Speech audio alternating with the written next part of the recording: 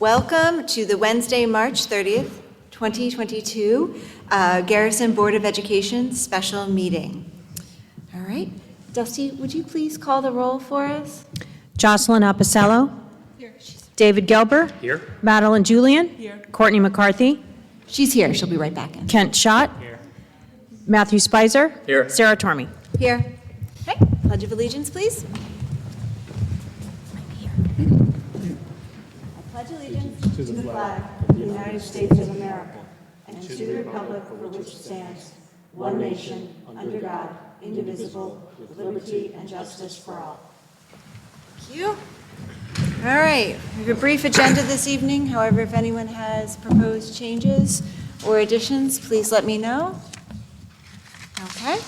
Be it resolved that the Board of Education of the Garrison Union Free School District hereby approves the agenda as presented. May I have a motion, please? So moved. Seconded.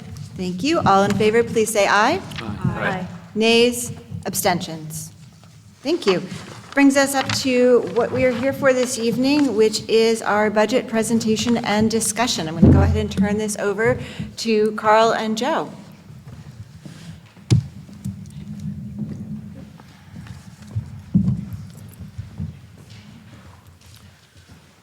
Good evening, everyone, and good evening to our guest. So we are here once again discussing our budget and some of the budget challenges.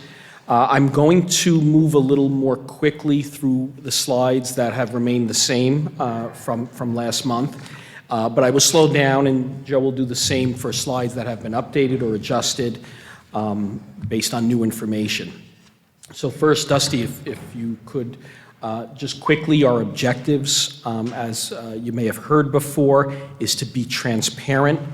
In that spirit, we have actually added budget meetings that were a little less formal on a Saturday and one evening for the community, where we engaged in more dialogue. And we did a lot of listening, and some really good ideas came out of those meetings. We appreciate everyone who participated. Also, we know that this year what's very important for us is to analyze cost and expense that is going up disproportionately as compared to our allowable tax levy. So there are a number of items that we will elaborate on, and that is an area of concern and a challenge for us.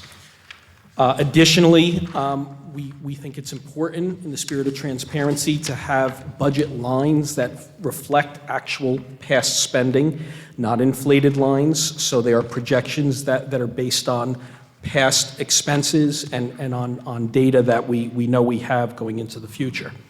Also, we are very committed to our district's goals and initiatives. We invested a lot of time in a strategic coherence plan, so we want to make sure our budget supports those goals and objectives moving forward. And also PD. What emerged from our coherence planning process is that PD is essential. If we're going to grow and if we're going to progress, we need to provide that professional support for our staff. The first section is just instructional programs, and again, this hasn't changed, so I will quickly go through it.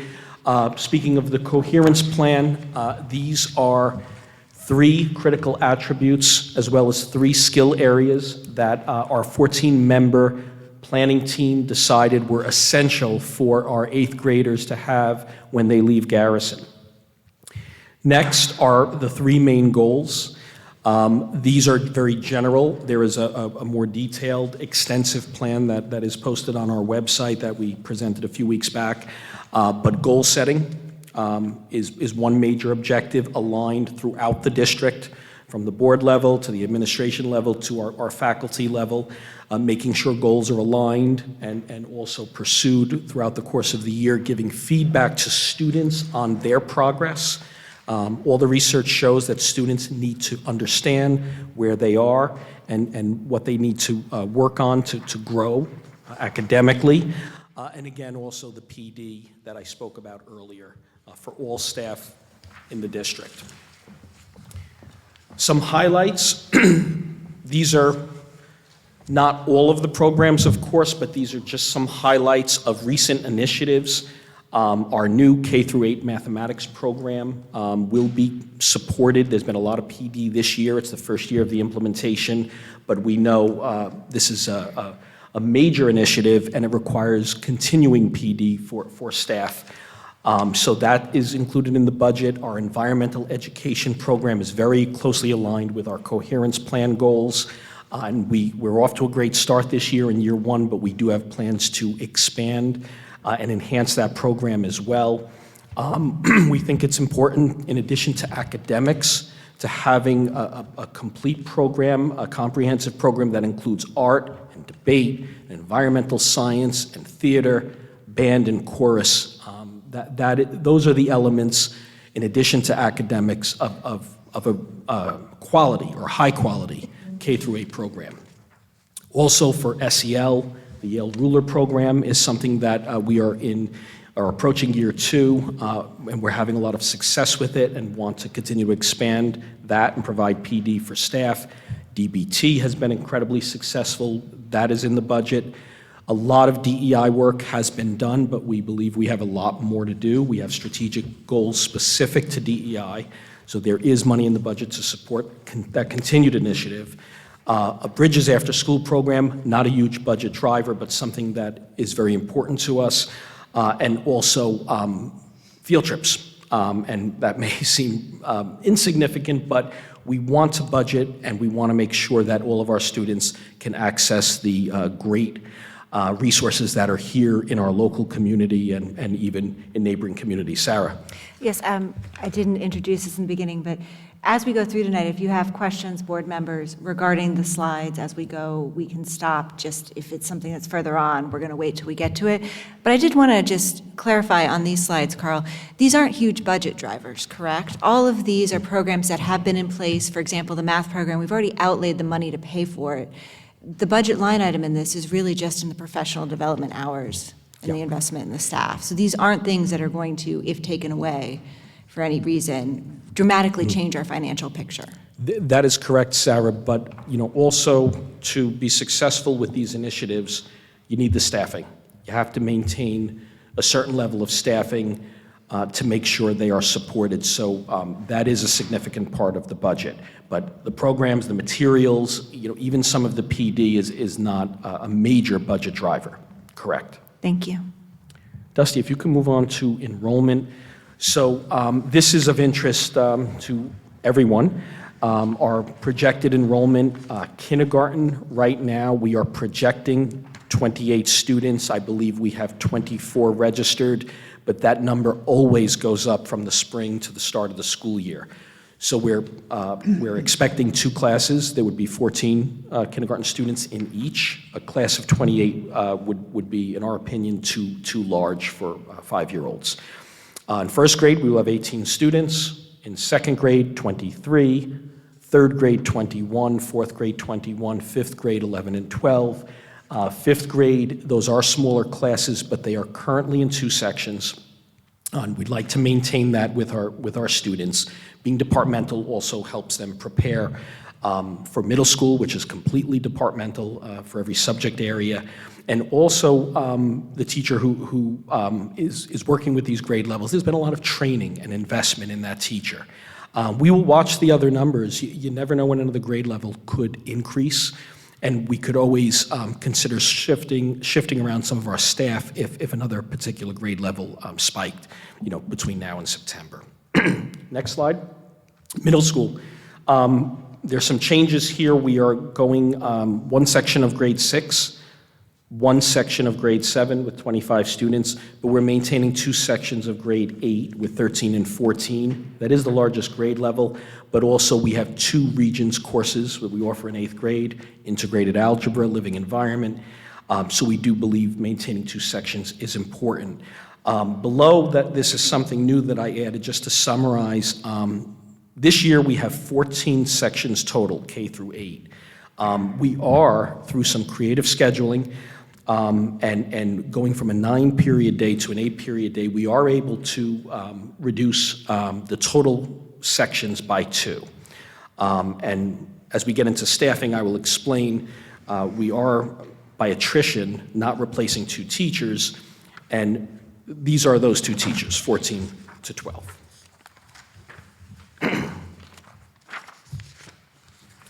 Staffing changes. What we propose to the board is eliminating 4 positions total going into next year. Earlier in the winter this year, our Director of Facilities and Transportation did retire. So we have not replaced that position, but what we did was redistribute his responsibilities amongst Joe Jimick and 2 of our staff members, and they've been doing a very good job. So we're recommending that that continues into next year.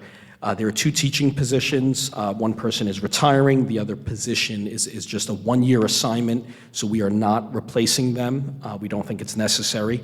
And also, we are planning the reduction of 1 clerical position. The next slide, Dusty. Madeline? Oh, yes. I have a question regarding the Director of Facilities position. Will that be permanent? Right now, I think the 3 members are on stipend. Does this mean that once it goes away, it becomes permanent? Good question, Madeline. We could always revert back to the previous model at any time. So we are planning to, yes, compensate the 3 people who are taking on the responsibilities that were performed by Mr. Twardy. That's a year-to-year stipend. So if we decided to revert back in the future to the same model, we could. Got it. Thank you. Next slide. This slide has some changes. We added last year's total high school enrollment, which was 72. This is students actually attending either O'Neill or Haldane, combination of both schools. The current year previously was listed as 59 because we were being billed by Haldane for general education students, and for children getting special services, there was a separate list for them. Haldane has made a concession where they are billing one price for all students, so we're including them all here. You have 72. You do see in the years ahead, 22, 23, 23, 24, and again, 24, 25, we are projecting that there will be a steady increase. We're looking at our middle school numbers. They are large. Our students, in grades 11, 12, and that will be graduating, have smaller class sizes. They'll be replaced by a larger incoming 9th grade every year. Dusty, one more slide, please. So this just breaks down Haldane. 7 kids in 9th grade currently, 10 in 10th, 15 in 11th, 4 in grade 12. The next slide shows O'Neill, 11 in grade 9, 2 in grade 10, 8 in grade 11, and 11 in grade 12. And you see, it's kind of interesting, Haldane has a few more students, but year to year, it really does fluctuate. It's not an even split, of course, and sometimes majority of students are selecting Haldane, sometimes the majority select O'Neill. Next one. All right, expense challenges. I'm going to turn it over to Joe Jimick, who will go over the finances. Joe? Thank you, Carl. I want to thank everyone for coming out tonight. I think it's very helpful for everyone to be informed about all of the conditions that affect the district and the budget and our fiscal challenges. So on the expense side, we have a couple of challenges. One of them is very important of note, and that is the tuition increase that is scheduled for Haldane. Year over year is to increase 32%. That is a result of the Haldane going to the non-resident tuition rate. It raised 20% for the current year that we're in now, and another 32% for next year. So that's a big driver. And then O'Neill's high school tuition, we're estimating, is going to increase by 5% year over year. In the transportation, we have some increases due to fuel and the number of special education runs.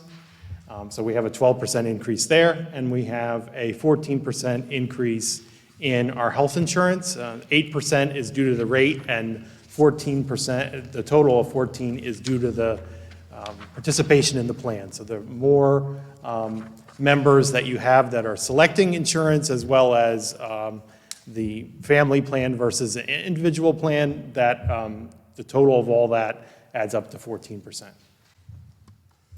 And we also have some challenges on the revenue side. So when we take a look at the tax cap calculation, the maximum that we can grow under the cap is $209,000 or 2.16%, because it's the inflation factor that's in there. The allowable growth factor is 2%, or the rate of inflation, whichever is less. And because we know that the inflation is more than 2%, it's fixed at that 2% number. And then there isn't any pilots in the district, so there isn't any significant adjustments, and there's no adjustments due to retirement contributions. So the levy increase is $209,000 by the formula. So the other thing that's important to note is we have a state aid decrease for Garrison this year. Most of our neighbors and the state at large saw significant increases in aid. The median increase in the region is 17%, but Garrison is expected to see a reduction of close to 10%, and that's primarily because of BOCE's aid. BOCE's aid is an expense-based aid, so essentially when you spend money through a BOCE's to buy services in one year, in the following year you get that, a portion of that refunded to you as BOCE's aid. And not this year, but in the prior year, in order to do the remote instruction option, that was a requirement. The New York State required that you had a ability to provide remote instruction. The district used a iTutor program, which was a program including instructors as well as the software and the interface that the students use in order to provide that remote instruction. That costs more than $400,000. We are getting that back as BOCE's aid this year, but in the following year, obviously, since we're not purchasing iTutor this year, we don't have a reduction in aid in the following year. So you can see there that a lot of districts that are close to us got significant increases in aid, and they're in double digits for the most part, but Garrison had a reduction.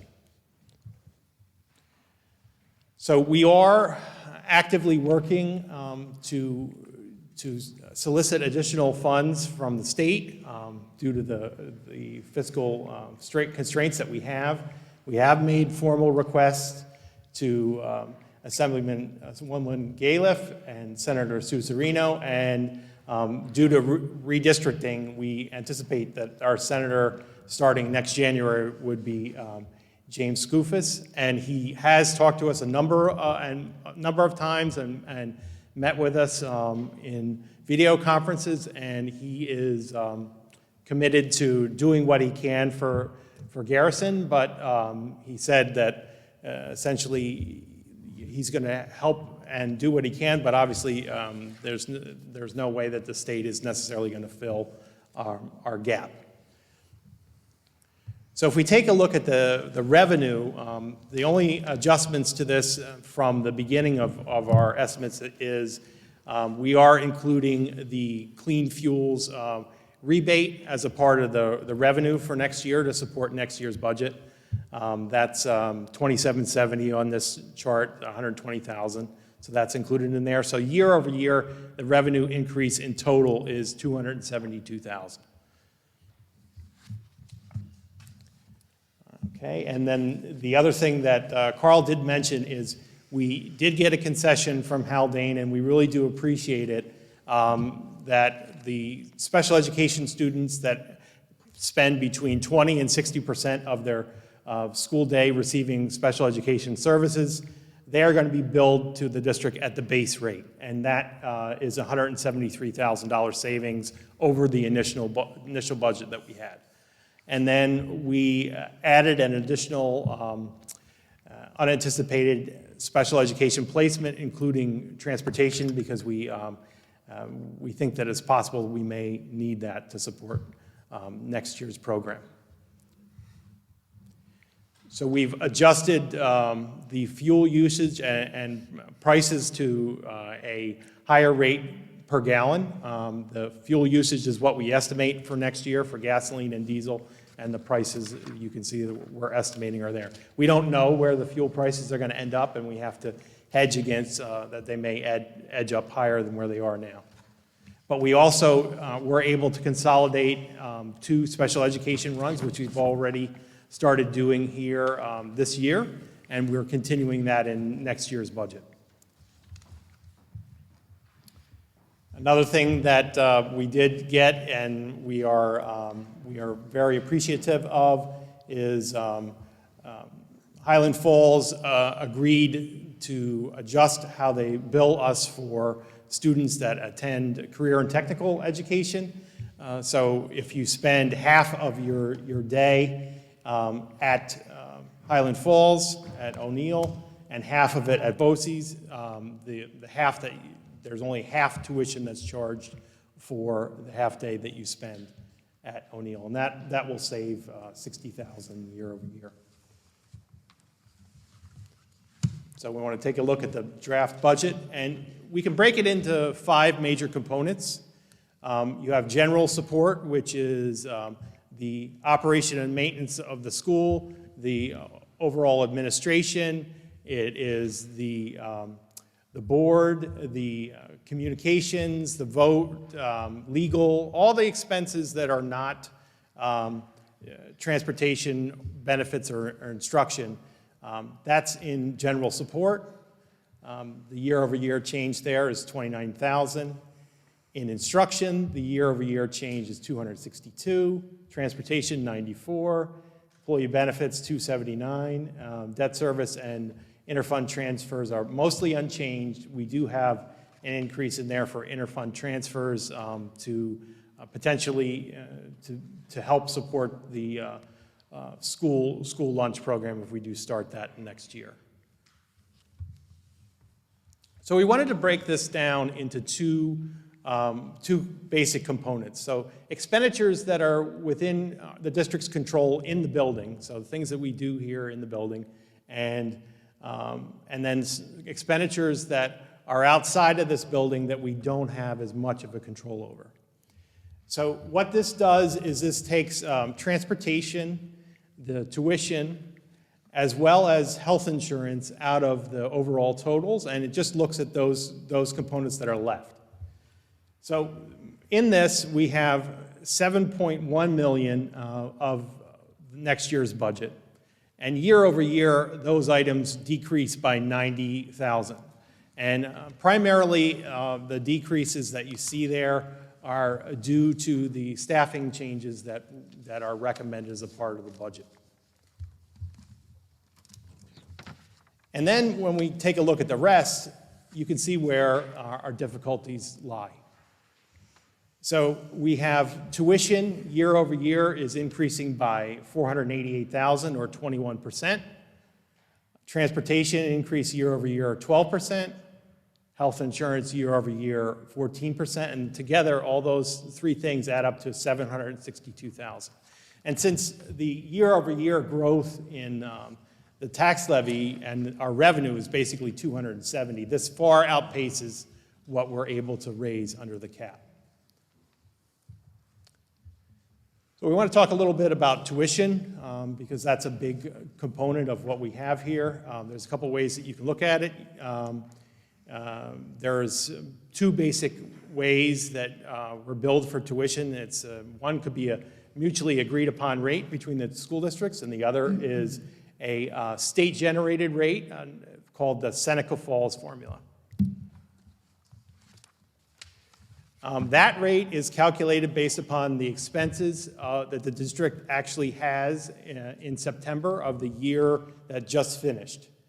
And they estimate the rate for the current year. So currently, there's an estimated rate for the 21-22 school year. The actual rate that we're going to be billed for 21-22 is not known until the following December. So in December of 22, we'll know what the actual rate is for 21-22. So Haldane's rate is going to increase estimated 32% year over year. This year, their rate is estimated at 16,264, which was actually the midpoint between their old rate and the non-resident rate that was estimated at the time that the school year began. And then the 2023 estimated rate is the current 21-22 NRT rate of $20,450 plus 5%. We don't know necessarily. The 21,473 is where we're going to end up, but we have to make an estimate of what that would be. So that's the estimate that we have. And there you can see a progression of the rates up until the 2021 year. There was a agreed upon formula and contract with Haldane for the tuition. And in 21-22, that agreement changed, and in 2023, they want to fully establish the non-resident tuition rate. So O'Neill, we're looking at an increase year over year of 5% based on the current estimated rate for the 21-22 school year, and 5% on top of that for 16,980. And if you take a look at the rate that O'Neill has charged, 21-22 and 22-23, those are estimated, but those are the rates that we predict for the current year and next year. So the total high school is going up from 72 to 84 students, 19 selected Haldane, and 7 selected O'Neill for next year of our graduating 8th graders. So the total tuition increase is $488,000. A majority of that increase, or a significant portion of that increase, is due to the rate. So student per student, if you were able to fix the rate at the current level, the bill would be $309,000 less. And the increase due to a Highland Falls rate year over year is $25,000 on those students. And then the balance of the increase is due to the enrollment increase, as well as special education services that are required. So there's just a graphical representation of that. As you can see, the largest part of the increase is due to the Haldane rate increase of $309,000. Special education tuition is going to increase by $215,000 year over year. There are more placements, and there's some additional services that are required for some of the placements that we have. Transportation is 12% year over year, and it's significantly higher than it was in several years ago, and it's far outpaced our ability to raise it under the cap.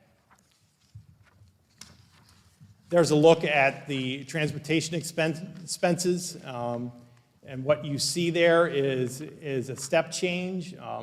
In 1920, obviously, there was the pandemic, and towards the tail end of the pandemic, the contractor that was servicing the district was no longer providing transportation, and the decision was made at the time to not pay that contractor for the balance of the year for services they didn't provide. Then that summer, the contract went out to bid, and the contractor that the district did put in a bid, but it was actually higher than what you see there for the 2021 school year. So the lowest responsible bidder, that's the result that you see in the 2021 school year. So the district health insurance premiums increasing by 8%, and we already discussed why the total increase is 14. And there's a look at the health insurance expenditures year over year. Go on to the next. So one of the things that we wanted to kind of point out is the tax cap was originally went into place in 2012. And at that time, the formula was developed, so it was 2% or the rate of inflation, whichever is less. And for a long time, that 2% or the rate of inflation, whichever is less, that did work. Because in terms of it was 2% or it was less. Thank you. So that did work for a number of years, but as you can see right now, the formula for the tax cap doesn't work in 2021 or 2022 because we anticipate the inflation will be significantly higher than the 2% number. So one of the things we do get asked a lot, and we want to make sure that we bring it up here, is the Shakespeare Festival. What happens to the school with the result of what goes on there? And there is no financial impact to the district due to the Shakespeare Festival. There's no bearing to how much the district can raise through its tax levy with regards to the Shakespeare Festival.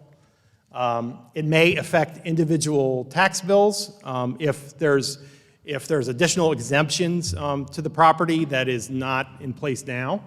It's possible that that could change tax bills, but that is determined by the assessor, and it doesn't affect the school district at all. If there is a pilot agreement, there is currently no pilot agreements or payment in lieu of taxes agreements in Garrison. There's not a significant number of commercial businesses that are seeking pilots, or there's none in process. But the Industrial Development Agency of Putnam County determines pilot agreements. So these are some of the things that are included in the draft budget. So we have those two instructional changes that we discussed, as well as a clerical position, and the savings that you can see are shown there. So use of fund balance and the gap. So if the district allocates the same amount of fund balance that they did last year to support the budget, we would still need an additional $399,000 to close the budget gap, and that would require a total allocation of fund balance and reserves of $1.3 million. To close the gap, the district could allocate additional fund balance, they could make additional staffing cuts, override the cap, or any combination of those. So these are the things that affect the budget. So we have can you just tap the screen? We have the high school tuition. General ed tuition is increasing by $272,000. Special education tuition, $215,000. Transportation, $94,000, and health insurance, $180,000 for $762,000. So we can raise $270,000 more, but our expenses in these items are growing by $760,000. So if we use fund balance to close the gap this year, we would significantly decrease the amount of fund balance that's still remaining. Next. And if we looked at that and we extended that out another year, we would not be able to form a budget in 23-24. Next. And we wouldn't have enough fund balance and reserves in order to form a budget for 23-24. So if we take a look at the fund balance and reserves that are available, this is what we have available that we can access. The items that are highlighted in green are things that could be used to support next year's budget. So we have several reserves: unemployment, retirement, teachers' retirement reserves, as well as the undesignated fund balance we could use. Next. The problem that if we use that, the remaining reserves that are left, significant portion of them are restricted, which means that we would not be able to access them easily. The largest one being the reserve for debt service. The reserve for debt service can only be used to pay for the bonding on capital debt. The problem is if you use that, essentially it reduces the tax levy by whatever you use of the reserve, because that is how the tax levy formula works, so it doesn't close the gap. It would reduce the tax levy but doesn't do anything for the gap. So we only have, go ahead. And for those reserves, we would have to put them on the ballot. The restricted reserves would need to be voted out by the public, correct? Some of them would, yes. So this is the reserves that are remaining to support a 23-24 budget without the override would only be $170,000, and that's not enough to form a budget for 23-24. So if we use the reserves and the undesignated fund balance to support next year's budget without doing an override, the undesignated fund balance goes near zero. And the reserves are primarily restricted, and then we would need to do a override or significant budget cuts or both next year. So if we take a look at the tax levy and revenue, if we do a 10% override, we would use $528,000 of fund balance in 23-24, and we would use $800,000 in 23-24 after the amount that we used in 22-23. Next. So there's a look at the overall fund balance. If all things were the same and there weren't any significant changes to revenue in the next couple of years. So what does this mean? So if we take a look at the tax levy currently for the 21-22 year is $9.75 per thousand of assessed, or per thousand of market value. When I say market value, the reason why I say that is because Phillipstown, there's an equalization rate, and this is net of the equalization rate, so it shows it based upon the market value of the property. So $9.75 per thousand is what the current amount is. If we go to the cap, that's only $9.96 per thousand, or 21 cents increase per thousand of assessed value. And then if we do a 10%, it is the increase goes to $10.72 per thousand of assessed value, or an increase of 97 cents. If you had a house that is worth $500,000, the increase would be under the tax cap $105 for the year. If you do 10%, it would be $485 for the year. Next. Well, I want to put this in a little bit of perspective. Garrison's tax rates are significantly lower than all of the other districts in Putnam County. And in addition to that, if you take a look at Dutchess, Putnam, Westchester, Orange, and Rockland County, there are 84 school districts.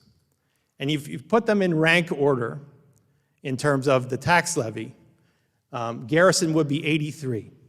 So they have you have lower taxes in Garrison than 82 of the 84 school districts. There's only one, the school, that the taxes are lower. And if the district does the 10% override, we would still be at 82. Next. So we're significantly lower than all of our neighbors. Some of the things that we still don't know for next year. Will there be any additional state aid? And will Highland Falls and Haldane agree to a reduced tuition increase? So we're looking at trying to negotiate a fixed tuition rate that would only increase by the CPI or 2%, whichever is less. That's an active negotiation that we're trying to pursue with both districts, because we think that it's important for the survival of the district to have a more predictable cost for high school tuition. So we look at this as a summary. The things that we can control within the district's budget is $7.1 million.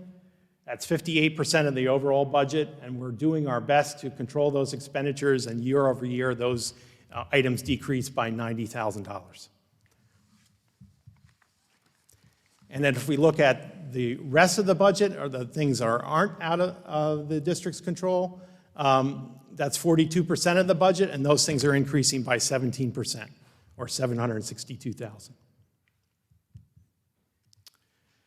So if you break that down to $762,000, $309,000 of it is due to the rate change in tuition. $180,000 is due to health insurance. $152,000 is high school enrollment and the special education tuition. $94,000 is due to transportation, and $25,000 is due to the rate change at Highland Falls. So the increases in expenditures not within the control are outside of what we can raise in the cap. District would have to allocate close to $1.3 million of fund balance and reserves in order to stay within the cap. The use of that much reserves and fund balance would leave $1.2 million in mostly restricted reserves in 2023. The depletion of fund balance and reserves will increase fiscal stress. Can you just talk a little bit about fiscal stress and what that means for the capital project, the bond we have to take out, and what that might mean as well? Yes. So if the district does not have a healthy fund balance, when the district has to go to permanent financing on the capital project debt that it currently has under short-term financing, once typically what happens is when a school construction project is underway, the financing is done in short-term notes for all the years that the project is under construction. After that's completed, you turn over and you put long-term financing in, and it would probably be a 15-year bond. At that time, the district is rated by ratings agencies like Moody's and others to determine what kind of a risk the district is in terms of a financial risk for loaning us the money. If we have significantly low reserves, that will actually increase the cost to the taxpayer as to how much it costs to finance the debt. We'll get a higher percentage rate than another district that has better reserves. So, and those costs are part of the tax cap calculation. So essentially, the cost will just roll on to the taxpayers what the additional amount would be due to the increased risk. Can we get like a model of that maybe at some point in the next meeting, just kind of comparing different rates and what that means overall? I hate to put you on the spot right now, but I think that's a useful consideration as well to understand if we're robbing Peter to pay Paul, if our rates go up on the loan, what does that mean for the tax cap as well? Yeah, I think we can get some estimates with regards to that, yes. Next. So if we use the reserves this year, the restricted reserves don't support a budget for next year. Next. We are recommending that the district seek a 10% tax cap override to avoid the excessive depletion of fund balance and preserve program. The voters in the district can approve this with a 60% majority vote. This would protect the district against unanticipated fiscal stress and the costs associated with inflationary pressures. We just hopefully are coming out of a pandemic, and because the district had reserves and it had fund balance, the district was able to do the iTutor program and not impact anything else within the district. And if we didn't have the fund balance to do that, we wouldn't be able to. So we don't know what the next couple of years are going to bring. Obviously, we hope that we don't have to deal with the pandemic in the future, but we don't know. So it's important to have reserves and fund balance available in case there's some sort of a problem that you don't expect. So what happens if the override is defeated on May 17th? The board could hold a revote for the budget on June 21st, or they could revise the budget and propose a different one on June 21st, or the board could prepare and adopt a contingent budget without going back to the voters. So what's a contingent budget mean? A contingent budget is a frozen tax levy. So that increases the gap by the amount that the tax levy would have increased of $209,000. The total budget gap would be $1.5 million. And in order to not deplete the fund balance and reserves, we would need $1 million worth of cuts. So this is what would be needed in order to get to that $1 million level. We need 4 certified staff. We need to eliminate the high school choice and send all the kids to Highland Falls. We need to eliminate the transportation for students within a 2-mile radius of the school and modified sports. Those things together would get you $980,000. When we take a look at the calendar, we have the final budget presentation to adopt the budget is next week, and we are going to have a community budget forum hosted by the library through a virtual crowdcast. That's going to be a little bit more informal, and we'll have opportunities for questions. There is a deadline on May 3rd to register to vote if you're not registered. The public hearing of the budget is on May 4th, but after next week, there can't be any more changes to the budget. So once the budget is adopted next week, on the 6th, that's the budget. And then on May 17th is the vote and election. Thank you, Joe. I appreciate all your work on this. All right, guys, so now we're going to move to the board discussion of the presentation. At this point in the process, next week, we are going to be looking to adopt a budget. So the purpose for tonight was to see if there are any outlying questions. The recommendation from our administrative team is for the 10% override in order to close this gap. As we know, we have not done an override in Garrison, so it is a big lift to do this. Should we just choose to go on this path?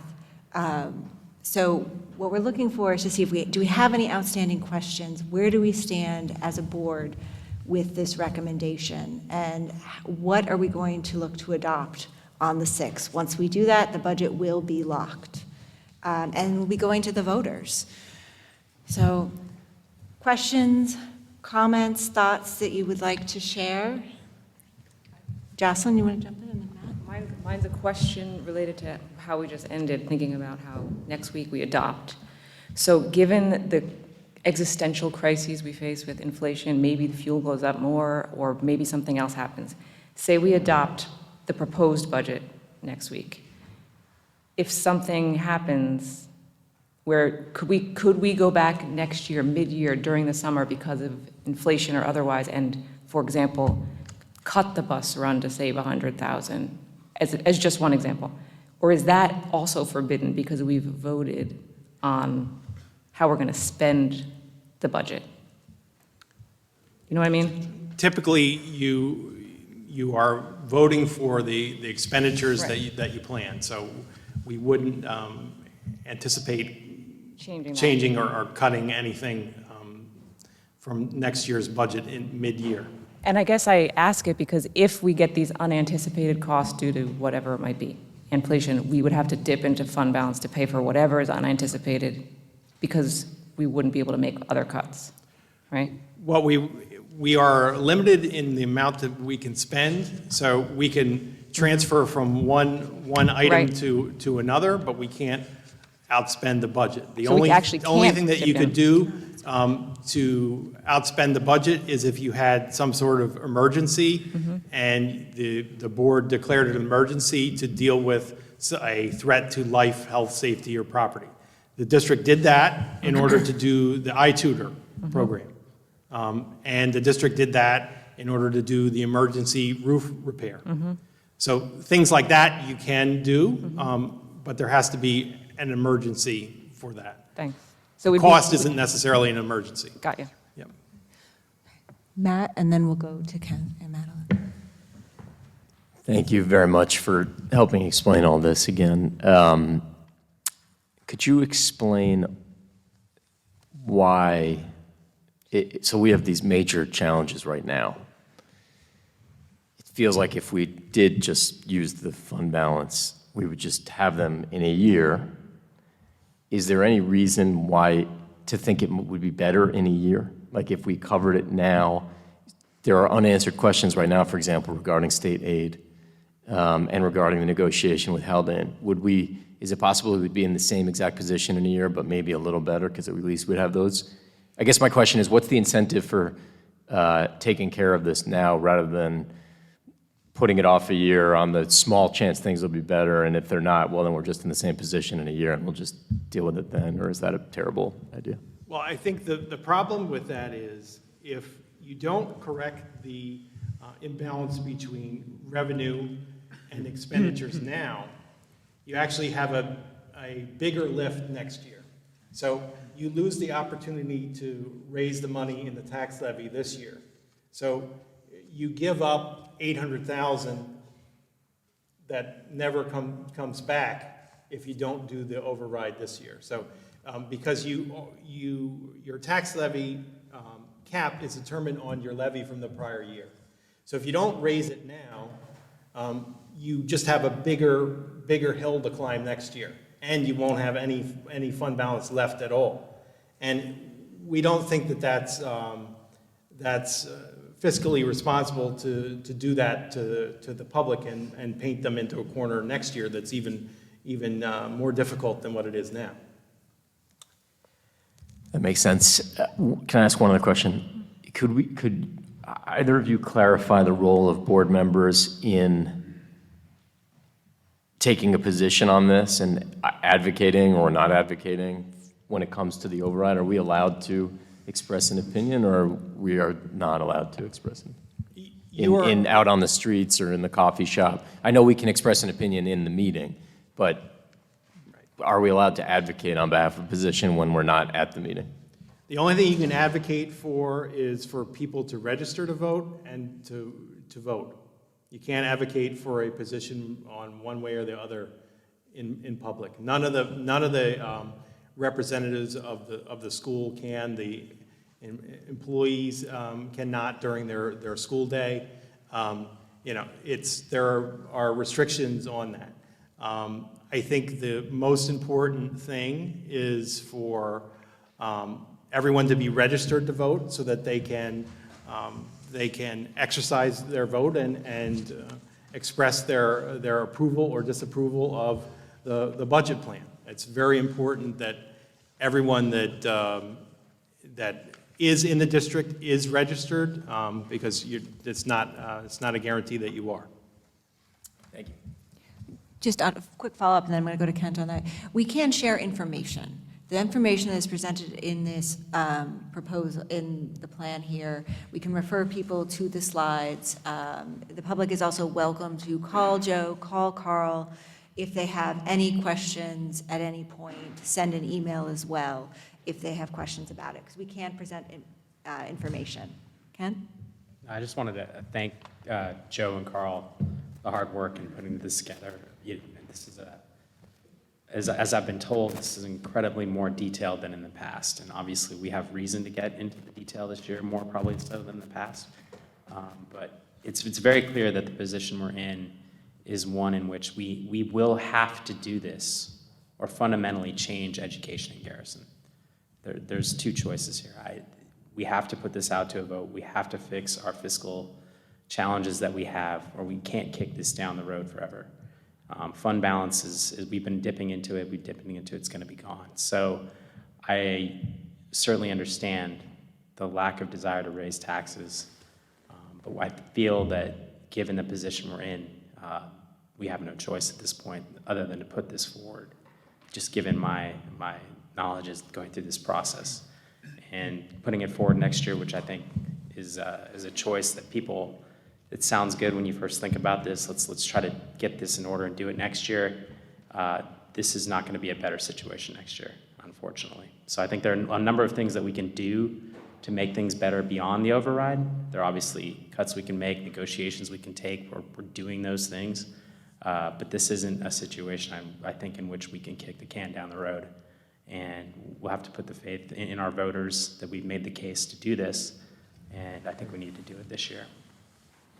I can make that opinion in this meeting, right? In this meeting, you Okay. may, when we are gathered together, you may share your opinions. I will I also add. haven't been struck down, so that's good. Don't worry, I'll jump on you. But I will also say that once we vote next week, regardless of how you choose to vote on this, once we reach whatever the majority opinion is, all board members must support it in public going forward as well. Well, not supported. We'll support the vote. So if we decide to do an override, they can't speak out against it negatively, which does happen in And we other can't speak districts. in favor of it either. You can provide information. No, you can't really. I mean, by pushing to put it on the ballot, I think it's pretty clear the standing of the board, correct? Just walk around with a recording of yourself at the meeting talking about it on your phone. Madeline, before we go down that road any further. Madeline, then David. So I agree with you, Ken. Thank you. I do have to say that the inflation rate data that you put up says it all. There's just no way that we can keep up with the inflation's going up in the last 2 years. And now going back to this year's budget, 2021, 2022, 11.6 million budget. Is there a projected spend to date? Is there any savings there that we can capture for next year? The budget is pretty close. And when I say it's pretty close, I mean that the revenues and the expenditures will probably come out to be close to what's estimated. There may be some additional things that happen to us as far as, if we are able to get lower rates and some things.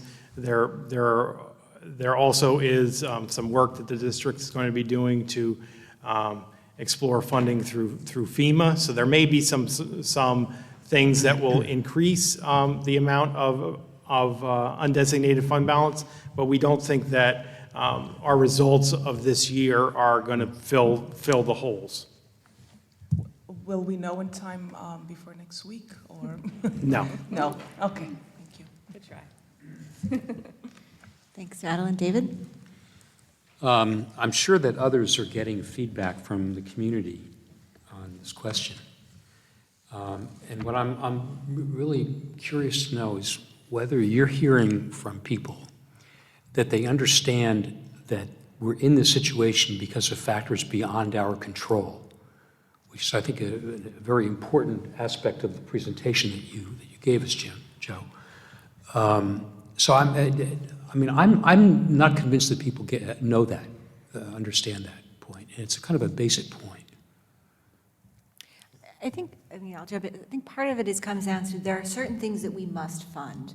So, for example, even if we do go into the contingency budget, which we are looking at, we don't have an option on those special ed runs. Those are determined by the CSE Special Ed Committee. Those have to be done. So that is beyond our control entirely.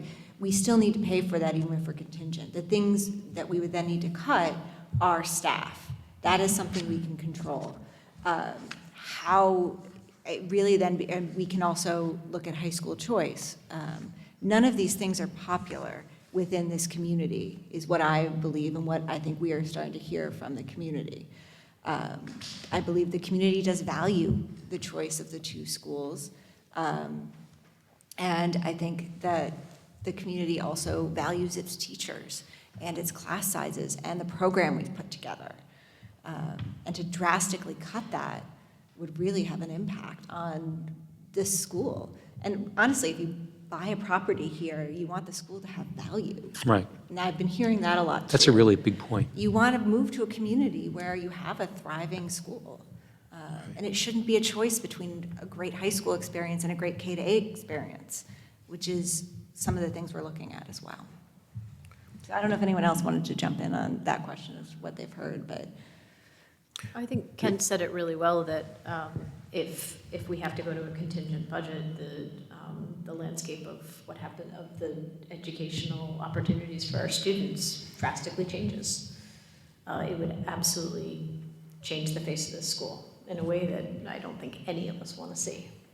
And it would continue next year. Grab your mic. It would continue next year because the tax levy that we could get would be off of that, of our budget this year.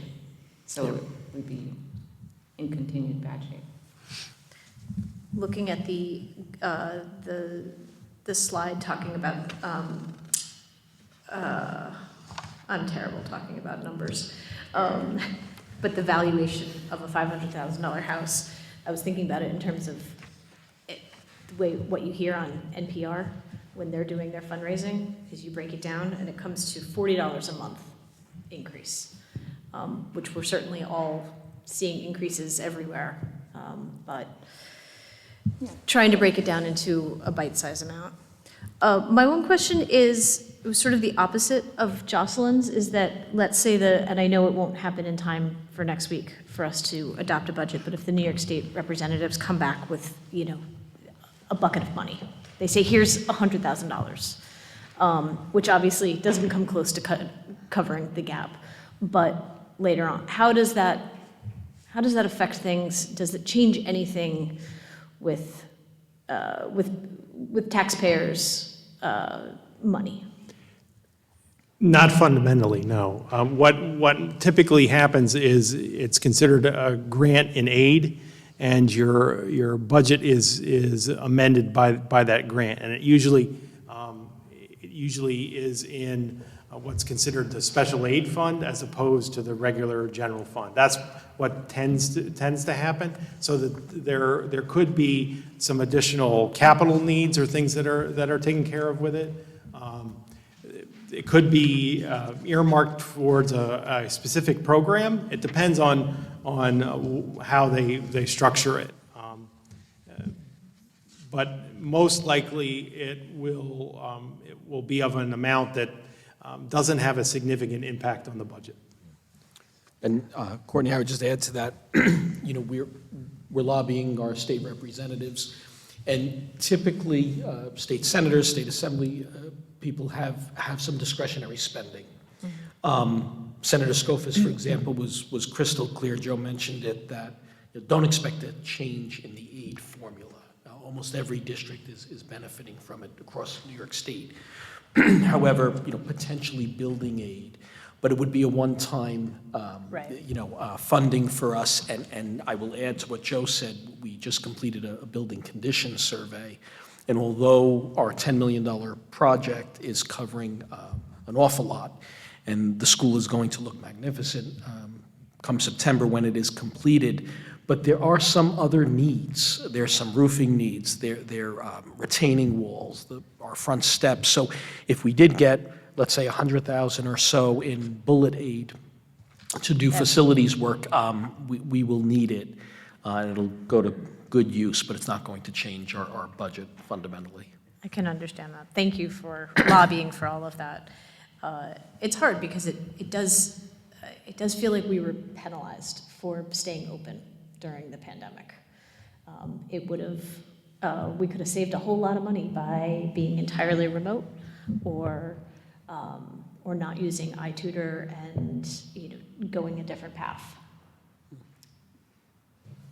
Matt? Just to go back to David's question, in terms of the community's understanding of in control, not control, the question I've been asked is, there's a middle ground, which is how did you not predict these things? They're out of your control, sort of, but why? And rather than talking about the past, to pay that question forward, in terms of a tax override, I feel like part of the messaging is, okay, there's a crisis now, let's fix it, but how do we ensure that we don't face this again? And some of this is what you talked about, Joe, but how do we predict things like this? Part of that would be locking in a tuition increase rate with Haldane, for example. That would be a big part of improving the predictability of what we're doing. We're looking at two basic components with that, and one is potentially having the students decide a little bit earlier, and so that it's known long before the budget process, the school choice, and the other is locking the rate into a formula that can be predicted. The problem with this non-resident tuition rate, and the thing that we're very concerned about, is a lot of districts got a lot more aid. Highland Falls got more than $2 million more aid. And the rate that we spend depends upon what they spend in their program. If they have more aid that comes in, and that aid is going to continue into the future, let's say it's foundation aid and it continues into the future, that means they're able to offer a better program. And that better program comes at a cost. That cost will be reflected in the rate. So it's very critical to us that we do everything that we can to lock in a formula that works to stabilize things for the future. The health insurance rates are influenced by the pandemic. So the expenses, the insurance consortium is self-funded, and the expenses that you pay depend upon the claims that are made. And so part of the 8% increase is due to the pandemic. So we're hoping that abates a little bit. But the general inflation picture is not good. So it's hard to say necessarily that the health insurance is going to come back to 3% kind of increase level that it was before. But we're hopeful. And Matt, I'll just add to that, the foundation aid formula. Districts have been advocating for a change in that for at least a decade, and our superintendent's group has really been pushing for that. And there was no movement. They did finally this year come through. It just did not benefit Garrison. So I would say to someone who said, well, gee, how could you not predict? That was unexpected, and it was certainly appreciated and welcomed by almost every district, but it does not help us. The inflation picture, too, is something, it's unpredictable. So even, I have been asked, if I support this override, would it fix the issue going forward? And really, we can't say. If inflation stays elevated, if we're facing 6%, 7%, 8% inflation for 2-3 years out, potentially it could mean another override. Now, we're hopeful that that's not the case, of course. We hope it gets under control, but I think it would be misleading for us to sit here and say, if you do this override, this will correct all our problems going forward. What I think we can promise our community is, if they support the override, we will do everything within our power to negotiate that which we can negotiate. So, for example, the high school tuitions, we're having really positive discussions with both school districts. We don't have a firm, deal in hand right now, but we remain hopeful. And if we could get a fixed cost that mirrors the tax levy formula, That would be good for Garrison, because still health, maybe transportation, fuel expense, those things will continue to remain outside of our control and will be very vulnerable to inflationary pressure. So, Thank you. Thank you both. Jocelyn, you've been waiting, and then David. This is for all of us thinking of the use of the fund balance in this proposed budget with the 10% override. So with the inflation from last year, our 21-22 budget kind of paid for this inflation of 4.7 over the 2% cap that we got, dipping into our fund balance last year and paying the 890. So Dusty, if you move up the slide, to the budget and fund balance 10% override slide, which is right before that tax increase slide you had before. I mean, with the projected, Keep going. with the projections that you've given, in just 2 years, Actually, it might be bad. oh wait, I think it's, keep going. yeah, keep going much forward. Yeah. It's forward more. It's right before the tax increase one you had just before.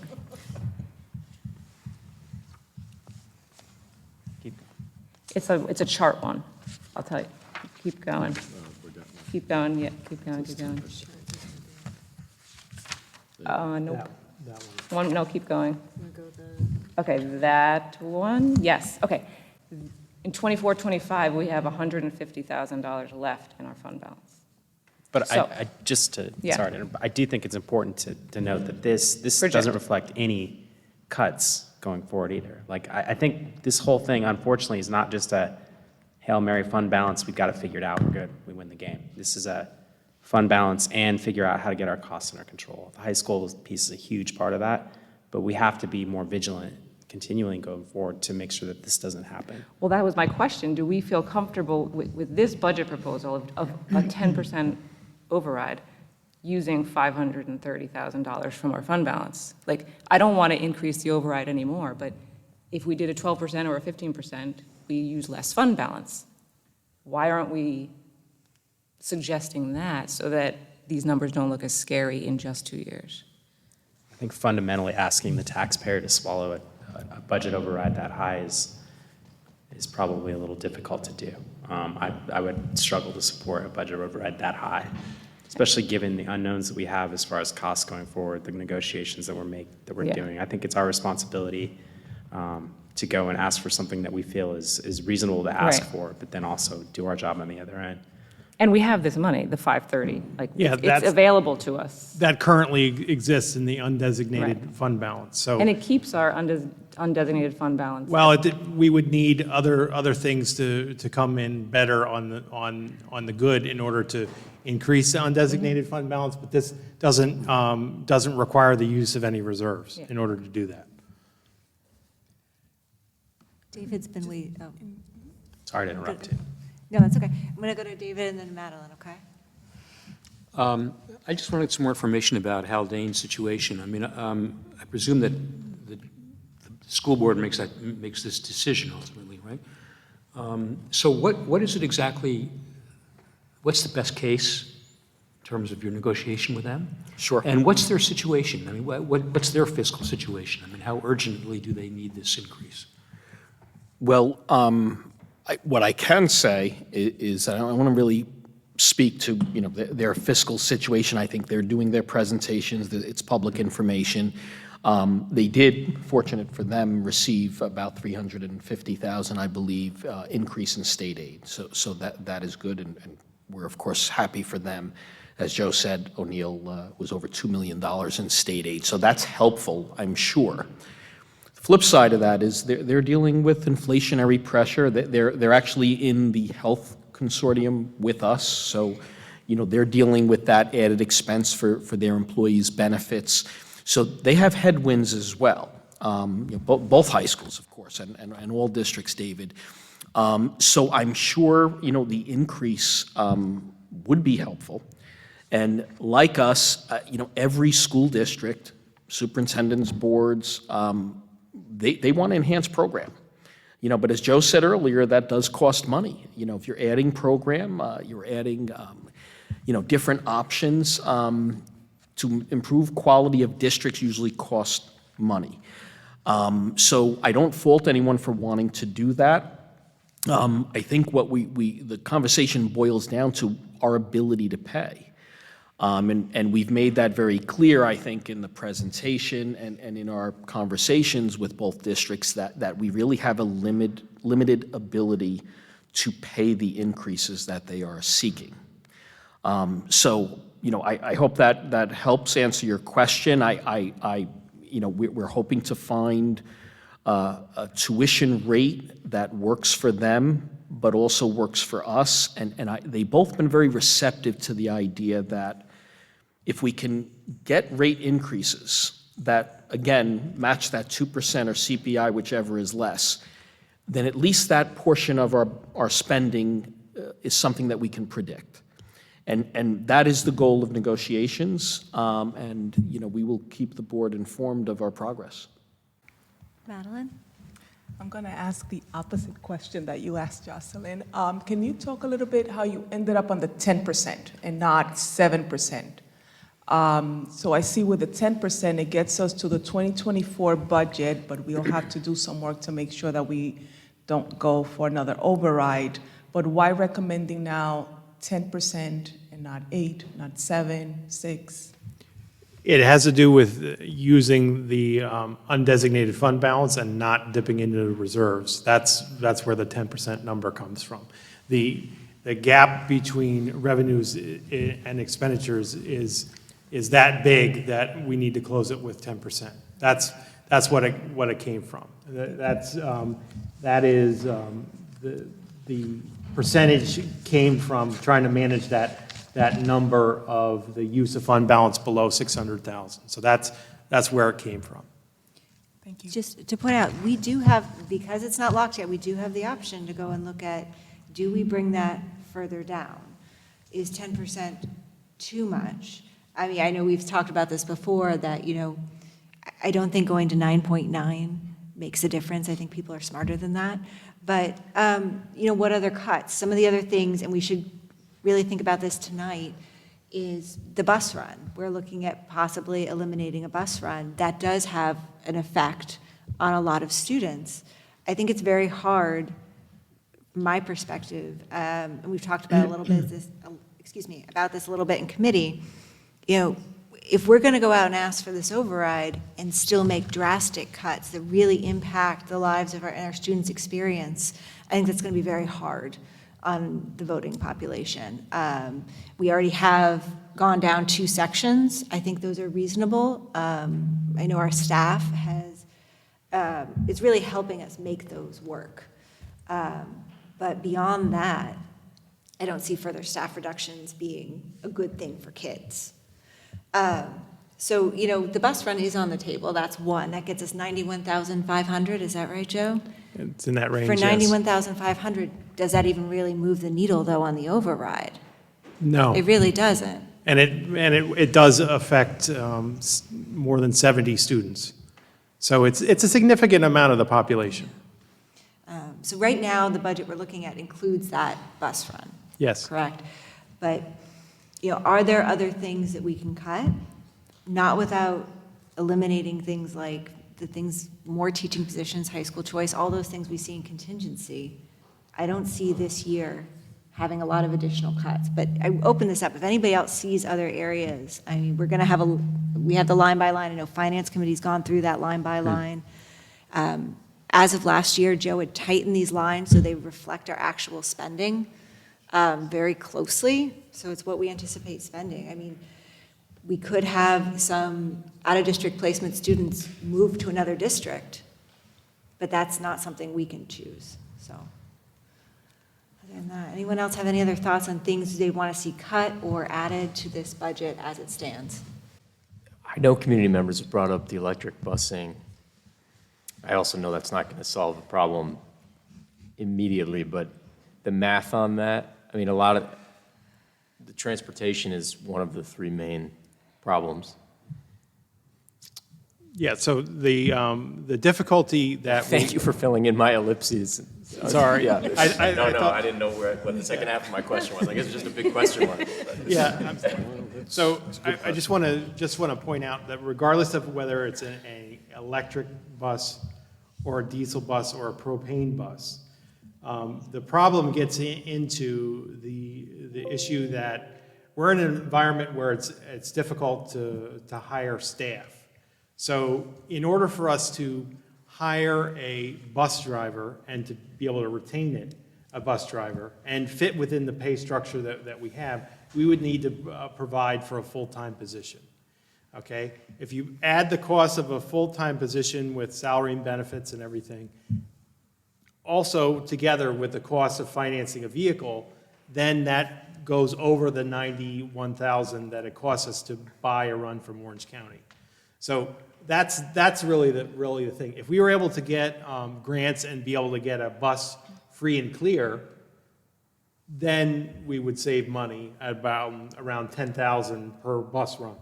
That's what we would save, basically, based upon the calculations that we have now. But the cost of financing a vehicle, currently the prices on a diesel or a propane bus are in the $120,000 range. A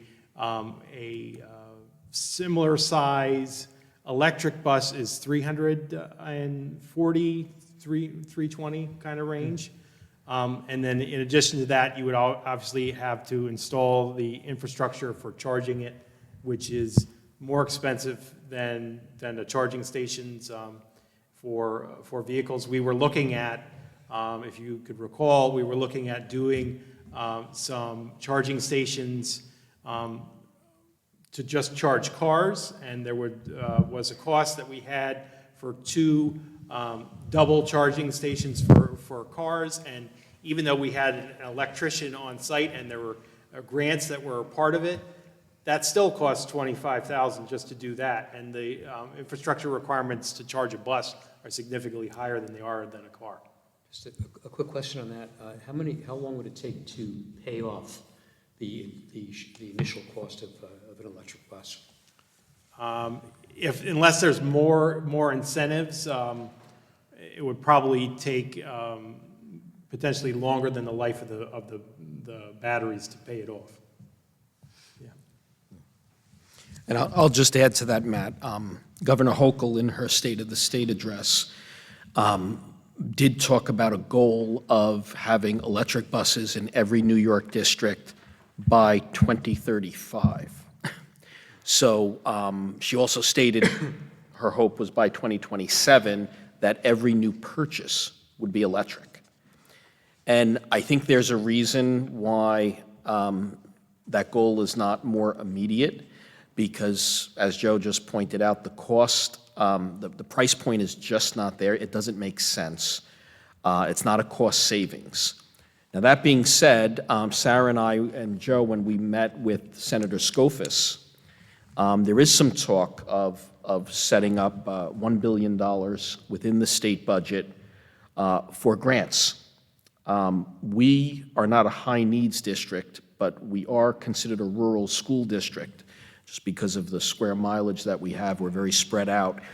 And we're hopeful. And we said to the senator, if there is any opportunity to pursue a grant, Joe and I would get to work immediately if we qualify under the rural schools. But we don't even know that we do.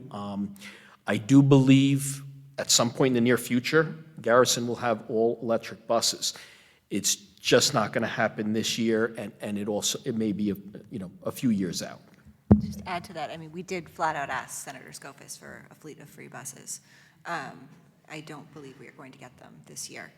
However, it takes us 10 people to fulfill our transportation obligations currently, 10 personnel. So even with the magical free buses that we probably are not getting, we still would need to hire 10 people to fulfill our obligations. But we have asked, and if anyone else knows of anyone, or if anyone in the community would like to give us or donate buses, we will accept them. Absolutely. But we're trying to be realistic in what we can accomplish for this year with the budget. Does anyone else have any questions or thoughts on what is in this budget currently? I'll just say to Ken's point about, going forward, and we've talked a little bit about how do we look years ahead. There's so many unknowns. I think that's can be very hard to do, but it is looking, I think, at every position in this building that we hire. I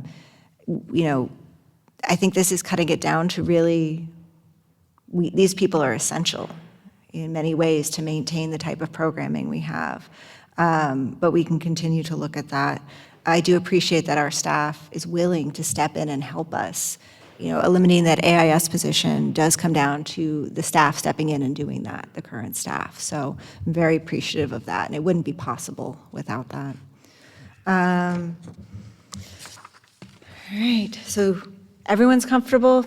This 10% override will be what we're voting on next week. Do we have any further questions? I know, and just to point out, we did talk about in Finance Committee, I'll leave facilities to you, I don't understand that one, that, the 7%, the 8%, what do we need to close this gap? So I do think 10% right now, it's not a great number. I certainly had the shocking moment, I think a lot of us did on the committee, when you walk in, you're like, no, we said no override. Like, it's not what we want. Nobody wants this. So 10% is a big number. But I think it's what gets us to maintaining our school. And I would just add, it's not just the quality of education, all these things. It's what Joe talked about as well. We have to go out and get, if our financial health of this school is poor, we're going to pay more money for those bonds. Those are, and all of this stuff kind of compounds on itself. And so we get ourselves into fiscal trouble. It's not going to get easier to get out of it. It's going to get harder. We need to swallow, I think, this pill now in order to keep the fiscal health of the school strong and keep the educational quality strong going forward. Yep, go ahead, Madeline, please. I am comfortable with the 10%. But we have a lot of work coming up in the next couple of years, and one of them is really taking a deep dive at the transportation, the $1 million in transportation. We know we can't really do the electric buses now, but there are other things that we can do in trying to solve some of these issues before 2024, 2025, and transportation is just one of them, while still keeping the level of education that we have here, and that our students and we all as parents also really appreciate. So there's a lot of work coming up in the next year. Yeah, I do think it goes beyond even for, the school can seem like it's just about the kids and the parents, but for our taxpayers too, it's really important to have a thriving school district. This helps property values. I think that is a key thing to be pointing out in the months ahead as best we can, although we cannot advocate one way or another for how people vote. But we can talk about it in these meetings, so. With that in mind, just one more pitch. I mean, we've done, this school has done a wonderful job during COVID, kept the doors open. Carl, the staff, everybody worked so hard. We've invested in things like environmental education. We've invested in a new curriculum, things we're doing with math. To get to a point now where we don't fund this beautiful capital project and this infrastructure, this school, and we start to then chip away at everything because we don't have the financial resources to fill the building right. Just grab Madeline's mic, because I don't know what happened. Would be a here. real shame. Okay, That's all. I think, like you said, nobody wants to raise taxes. Believe me, I don't want to raise taxes. But it seems like a necessary. I guess this is my opportunity to campaign, so I'm going to go ahead. Yeah, no, I also want to allude to, we did make additions last year in terms of environmental education, but we offset all those costs with cuts. That is something we need to continue to do going forward. If we add something, we cut something to make these budget numbers work. We are certainly not operating, in my opinion, in a surplus environment where we have a lot of money. As it is, I believe everybody in this building does 3 different, at a minimum, jobs. Yes, which will continue. Matt? Just to the degree that it's important to say out loud, I agree with you. when you were saying we can't advocate outside of this moment, so I just want to say, none of my questions are meant to imply any disagreement. I totally agree. I think it's vital that we do this now. I just want No, I think to it's say that out loud now while I'm permitted to. You'll be permitted to next week when we vote on the budget as well, and I believe in meetings going forward. I have one question before we wrap here, and I know you guys are anxious to get going, but for the FEMA money, is that related to the roof emergency, or is that related to being open during COVID? Because as the community may recall, even when the school districts were all mandated to be shut down, our district was open. We had mandatory workers' children in this building the whole time.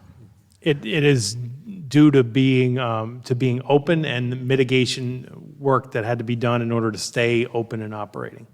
Okay. So cleaning expenses and potentially the iTutor, we're going to see if we can apply for some of that as well. This is new to us, it's new to everybody, and how it's going to work we don't necessarily know, so we can't like build that into the budget as a revenue, but anything that we get will help us for the future.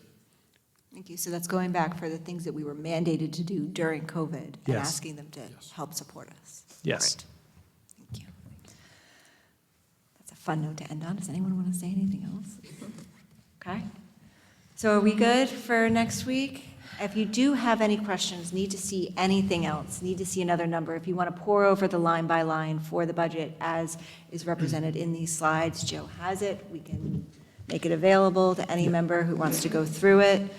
And the public is certainly welcome to call Joe, call Carl, reach out. Please encourage your friends, your neighbors, community members to watch the presentations, look at the slide deck, they're posted online. I will say the newspapers have been covering this a little bit, and which we appreciate. However, it's hard to get all of the details of this story into those articles. So please, if you have a question about what you read, speak to one of our school administrators, reach out at any point, encourage your neighbors and community members to reach out. Okay. I'm going to go ahead and move on then. This brings us to our public comment section. Public comment is intended for members of the community to speak openly and voice concerns. In accordance with Policy 3220 of the Garrison Union Free School District, any person wishing to speak shall comply with all provisions of this policy. Comments about specific school personnel or individual students is a violation of board policy. Concerns regarding students or personnel should be discussed privately with the superintendent or appropriate administrator. Comments should be limited to 3 minutes, and speakers are asked to conduct themselves in a respectful manner. The board will listen to comments but will not engage in dialogue. Any necessary follow-up will be noted and provided through the appropriate channel. All right, I have a sign-in sheet, and again, if you didn't get a chance to sign in for a public comment beforehand, you're of course still welcome to. I have Linda up first. I don't want to mispronounce your LaMonica. Okay, please come on up to our microphone. You're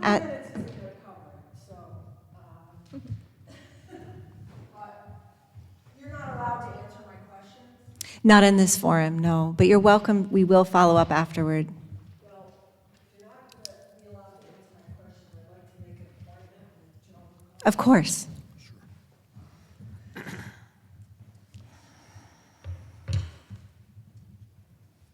So I have a problem, as you probably figured, with 10% increase. Because if you look at inflation, we're really talking about a 17% increase. And that's troublesome. I am not unfamiliar with school budgets and other community budgets, as I am on another community board.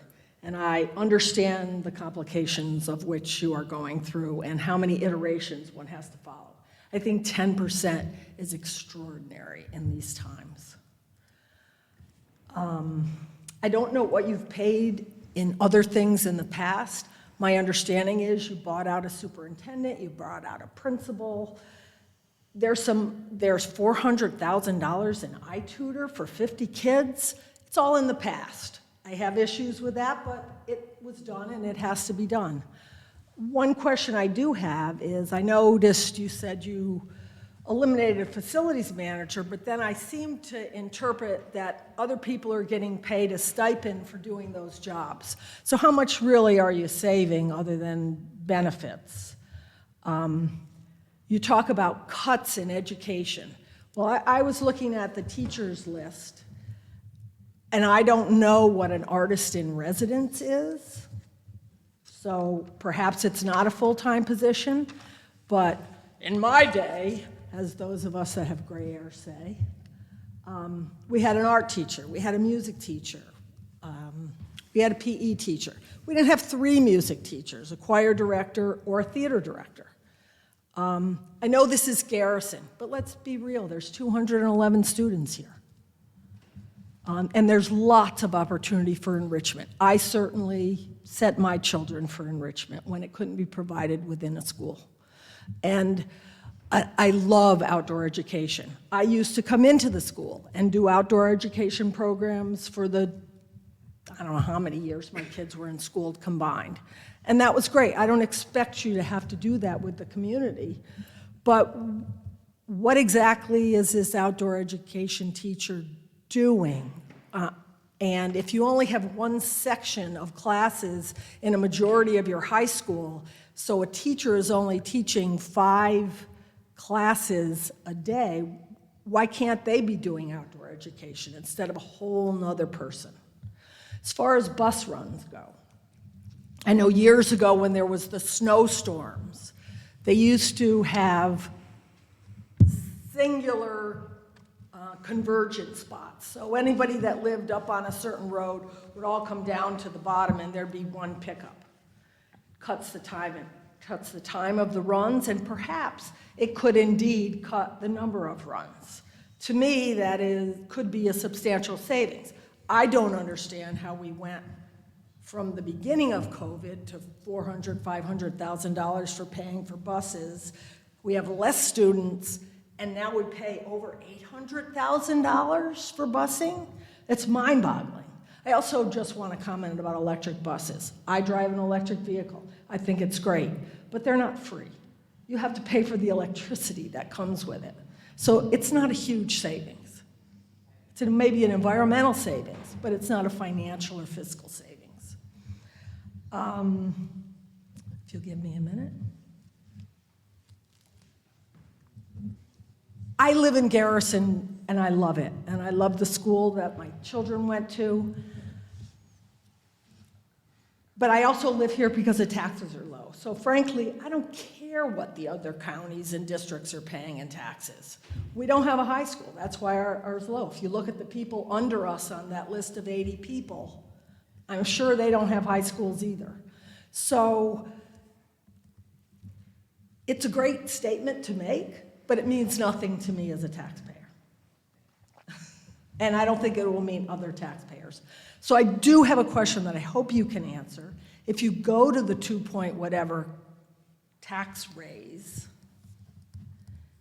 and say the voters vote down 10%, is it down, what does it come down? If they vote down the 10% twice, it has to be that contingency budget?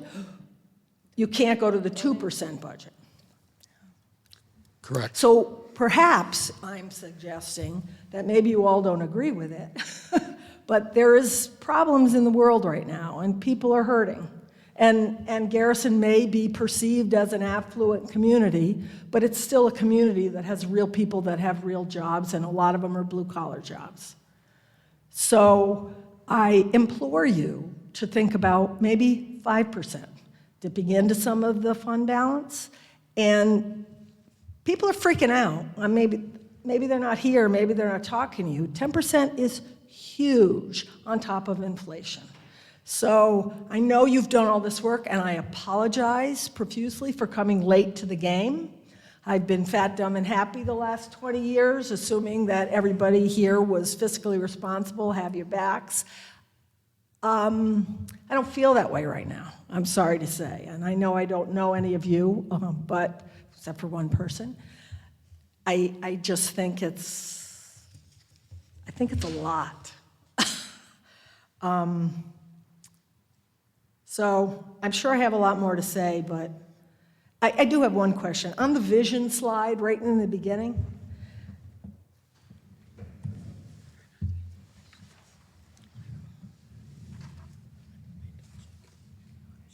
maybe, never mind, that's not something I We can really set up want. a meeting for you to It's follow okay, up. I don't, you have a lot, school to me is reading, writing, and arithmetic with some arts involved. If we have time for all this extra stuff, maybe we have too much time. And again, I am a huge proponent in outdoor education. I'd hate to see that teacher be eliminated, but I don't know what else is going on. Administration, you got 3 people in the business office, plus another person. That's a lot to me. I just have and it's kind of like corporate structure, and I apologize, Joe. You see a business structure and it's really top-heavy because they're making the budget, so they only cut the people below them. I don't know what's necessary, I don't know what's needed, I hate to hurt the children, but I have a feeling there are some other cuts that certainly can be made. And maybe you've been through them. I haven't been through the budget line by line. I've been through the budget 30 years ago here, line by line. Not right now. And I'm not calling it a dereliction of duty in any way. I'm sure you've all looked at it and feel the same way I do about 10%. Nobody really wants it. I hear that. But 5% seems a whole lot more reasonable than going from 10% to getting voted down to have to do drastic cuts and scare the population here. That isn't reasonable to me, to go from 0 to 1,000 miles an hour and back again for a 10% increase when it could be maybe a 4% increase or a 5% increase. Anyway, I have my time, and I thank you, but I would like to meet with you both. Of course, thank you. Yeah, we will call to make an appointment. Next up, I have Eric Arnold.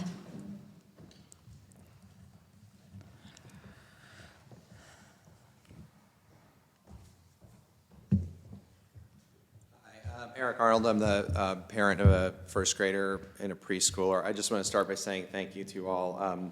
You know, I don't know how tirelessly you've all worked. I can't imagine, but I 100% support the cap override. I firmly believe that we have to do this.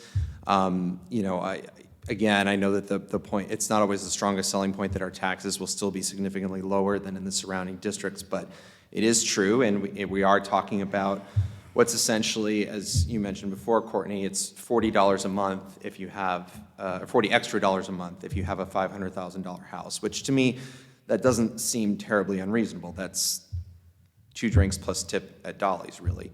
And, you know, if we don't do this, as Kent pointed out, the school will suffer, it will go downhill, and your $500,000 house will very quickly become a $400,000 house. People buy homes based on essentially on the quality of the education that their children will get. Now, my concern is that if we pass the 10% and it goes to a vote and it's successful, and that we don't backfill some positions that are eliminated through attrition, my concern is that after 2 exhausting years that we'd be asking you, the staff, the teachers, yet again, to do more with less. So my question is really, how do we avoid putting ourselves in a position where, say, a large class like 2nd grade next year, 3rd grade next year, is really maybe struggling for extra assistance, and there might be additional kids who need special instruction, and perhaps it's not available. So assuming the override passes, the question is, and you may not be able to answer it here tonight, but is the rainy day fund substantial enough to support the needs that we might have come next fall or maybe the year after that we can't necessarily predict in the here and now? So the question is really 10%, if it's successful, are we also still covered for any additional potential needs that we might have in the next 12 months? Thank you. Thank you. I still have the sign-up sheet. If anyone else wishes to speak this evening, you're welcome to sign up. Okay. If not, then that concludes the public comment section of this evening. All right, we will now move on to enter executive session. Be it resolved that the Board of Education of the Garrison Union Free School District hereby enters into executive session for the purpose of discussing collective negotiations with the GTA and SRP bargaining units pursuant to Article 14 of the Civil Service Law, discussing contract negotiations for the tuition of Garrison students attending high school, and discussing the employment history of a particular person or persons. May I have a motion, please? Okay, all in favor, please say aye. Aye. Nays, abstentions. All right. Thank you. No, we will adjourn executive session without any further action having been taken. Our next meeting is on the 6th.